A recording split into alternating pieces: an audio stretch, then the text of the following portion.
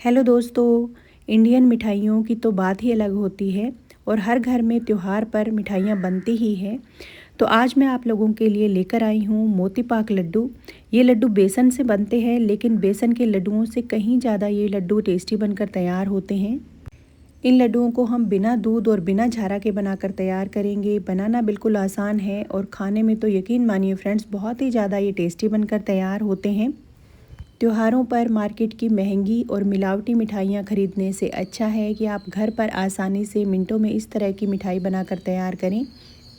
ये लड्डू जल्दी से ख़राब नहीं होते हैं, इन्हें आप 15 से 20 दिन तक स्टोर करके खा सकते हैं। तो अगर आपको मेरे इन लड्डुओं की रेसिपी पसंद आए तो वीडियो को लाइक और चैनल को सब्सक्राइब करना बिल्कुल मत भूलिएगा। तो चलिए फ्रेंड्स, बनाना शुरू करते हैं ये लड्डू। तो इस रेसिपी को बनाने के लिए सबसे पहले हम लेंगे बेसन। आप कोई भी कप या कटोरी सेट कर लीजिएगा, उसी से सभी चीज़ें नाप कर लीजिएगा। तो मैं इस कप से नाप कर 2 कप बेसन ले रही हूँ। आप घर में मोटा या बारीक वाला जो भी बेसन यूज़ करते हैं वो वाला बेसन ले लीजिएगा। तो 2 कप बेसन मैंने इस बाउल के अंदर डाल दिए हैं। अब हम इसमें डालेंगे 1/4 चम्मच बेकिंग सोडा। अगर आपके पास बेकिंग सोडा ना हो तो आप बेकिंग पाउडर डाल सकते हैं। अब हम इसमें डालेंगे थोड़ा सा ऑयल। तो मैंने 1 चम्मच ऑयल इसमें डाल दिया है। अब यहाँ पर मैं ले रही हूँ पानी। तो पानी हम यहाँ पर नाप कर नहीं लेंगे, जब तक कि इसका एकदम स्मूथ सा पेस्ट बनकर तैयार ना हो जाए तब तक इसमें हम पानी डालेंगे। तो इस बेसन में थोड़ा थोड़ा करके पानी इस तरीके से डालते जाएंगे और मिक्स करते जाएंगे। इसका हमें एकदम स्मूथ सा बैटर बनाकर तैयार करना है। एक साथ पूरा पानी मत डालिएगा, नहीं तो ये बहुत ही ज़्यादा गीला हो जाएगा। हमें बिल्कुल इस तरीके का बैटर बनाकर तैयार करना है। ना ही ज़्यादा गाढ़ा होना चाहिए और ना ही ज़्यादा पतला, बिल्कुल इस तरीके से बिल्कुल फ्लोई होना चाहिए बैटर। एक बार मैं कड़छी से आपको इस तरीके से दिखाती हूँ। बिल्कुल इस तरीके का हमें बैटर रखना है इस रेसिपी के लिए। इसे हमें अच्छे से मिक्स करना है, इसमें बिल्कुल भी बेसन की गांठें नहीं होनी चाहिए। तो ये लीजिए, हमारा बेसन अच्छे से मिक्स हो चुका है। अब दूसरी साइड हम गैस पर एक कढ़ाई रखेंगे, इसमें डालेंगे घी। मैंने यहाँ पर घी लिया है, आप चाहें तो आप इस रेसिपी को बनाने के लिए रिफाइंड ऑयल का भी यूज़ कर सकते हैं, लेकिन आप घर के लिए मिठाई बना रहे हैं तो घी में ही बनाइएगा। 1 ड्रॉप इस तरीके से बेसन का इसमें डालकर चेक करेंगे कि हमारा जो घी है वो अच्छे से गर्म हुआ है या नहीं। तो ये देखिए, अच्छे से ये ऊपर तैर रहा है, इसका मतलब ये अच्छे से गर्म हो चुका है। अब हमने जो बेसन घोलकर तैयार किया है उसे इस तरीके से कड़छी से डालते जाएंगे। जितना बैटर इसके अंदर आएगा उतना ही इसमें डालना है, पूरा इसे भरना नहीं है, नहीं तो ये अच्छे से फ्राई नहीं होगा। तो गैस की फ्लेम को मीडियम कर देंगे और मीडियम फ्लेम पर इसे अच्छे से फ्राई होने देंगे। तो ये लीजिए, अच्छे से ये फ्राई हो गया है और इसका एकदम बढ़िया सा कलर आ गया है। अब इसे हम एक प्लेट में निकाल लेंगे। अब इसी तरीके से बाकी जो बेसन बचा है उसे भी बैचेस में फ्राई कर लेंगे।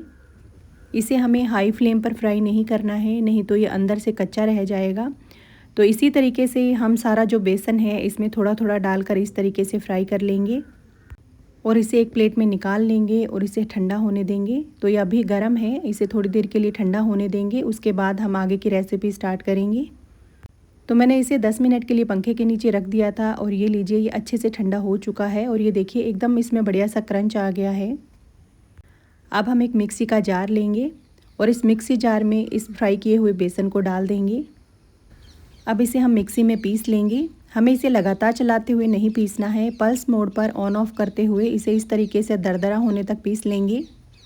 अगर आप इसे लगातार चलाते हुए पीसेंगे तो ये बिल्कुल गीला सा हो जाएगा, इस तरीके से दानेदार नहीं रहेगा। तो बिल्कुल इस तरीके से हमें इसे पीस कर तैयार करना है। अब दूसरी साइड हम इस रेसिपी के लिए शुगर सिरप बना लेते हैं। तो एक कढ़ाई में डालेंगे 1 कप चीनी। जिस कप से मैंने बेसन लिया था उसी कप से 1 कप इसमें चीनी डाल देंगे। अब उसी कप से नापकर आधा कप इसमें पानी डालेंगे। इसकी हमें 1 या 2 तार वाली चाशनी नहीं बनानी है, बस आपको रेशो इस तरीके से रखना है कि जितनी आप चीनी लें उससे आधा इसमें पानी डालें।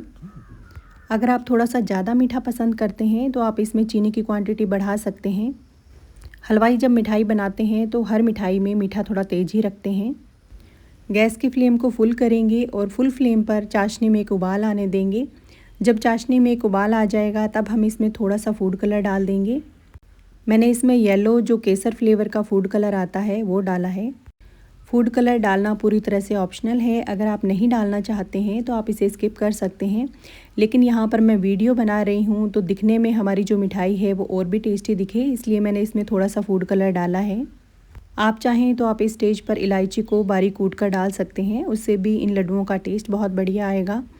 तो गैस की फ्लेम को लो कर देंगे और लो फ्लेम पर इसे 1 मिनट के लिए उबलने देंगे।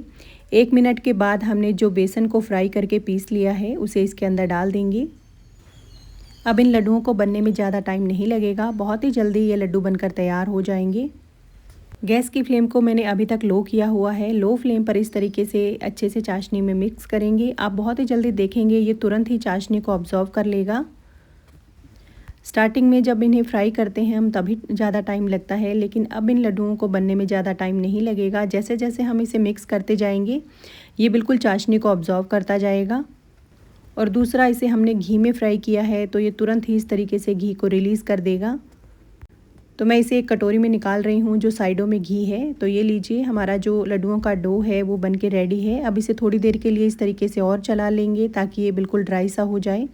लेकिन जैसे जैसे ये ठंडा होता जाएगा ये बहुत ही जल्दी एकदम सूखा सा हो जाएगा। अभी आपको ये गीला लग रहा होगा कि इसके लड्डू कैसे बनेंगे, लेकिन जैसे ही ये डो ठंडा होगा तुरंत ही ये बिल्कुल ड्राई सा हो जाएगा लड्डू बांधने के लिए।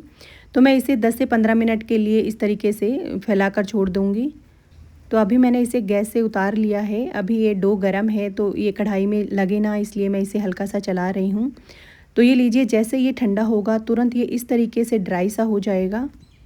जब ये ड्राई हो जाएगा तो इसे इस तरीके से हाथ से मसलकर थोड़ा सा मिक्स कर लेंगे। अब इस पर थोड़े से लेमन सीड्स डालेंगे, यानी कि मगज के बीज, और इस तरीके से इन्हें बीजों को भी अच्छे से इसमें मिक्स कर लेंगे। अगर आप इस मिठाई के डो से बर्फ़ी बनाना चाहते हैं तो आप जब इसे पका रहे हों तो तुरंत ही गरम गरम को ही किसी कंटेनर में डालकर जमा दीजिएगा, तभी आपकी बर्फ़ी बनेगी। अगर आप इसे ठंडा कर लेंगे तो ये तुरंत इस तरीके से ड्राई हो जाएगा जैसे ही ये ठंडा होगा। अब इन्हें हम लड्डुओं का शेप देंगे।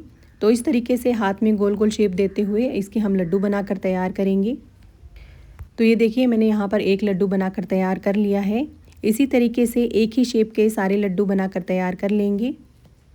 इसे हमें पूरी तरह से ठंडा नहीं करना है। जब ये 80% तक ठंडा हो जाए तब इसके हम लड्डू बांध लेंगे।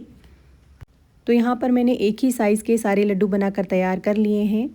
अब इन लड्डुओं को बिल्कुल हलवाई जैसा टेक्सचर देने के लिए मैं इस पर थोड़ा सा चांदी का वर्क लगा रही हूँ और थोड़े से कटे हुए पिस्ता इस तरीके से इस पर लगा देंगे। तो आपको कहीं से भी लग रहा है कि आपने इसे घर पर बनाकर तैयार किया है।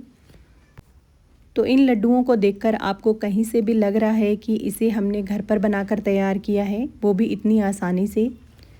जब बहुत ही आसानी से, कम मेहनत में आप इस तरीके से आसानी से लड्डू घर पर बनाकर तैयार कर सकते हैं तो मार्केट के लड्डू क्यों खरीदने। खासकर त्योहारों में तो आप बिल्कुल भी मार्केट की मिलावटी मिठाइयाँ ना खरीदें। तो इसी तरीके की बहुत सी आसान सी रेसिपी मैंने अपने चैनल पर अपलोड कर रखी है, अगर आप चाहें तो आप उन्हें देख सकते हैं। तो फ्रेंड्स, फिर मिलते हैं इसी तरह की नई नई रेसिपीज़ के साथ। तब तक टेक केयर, बाय बाय।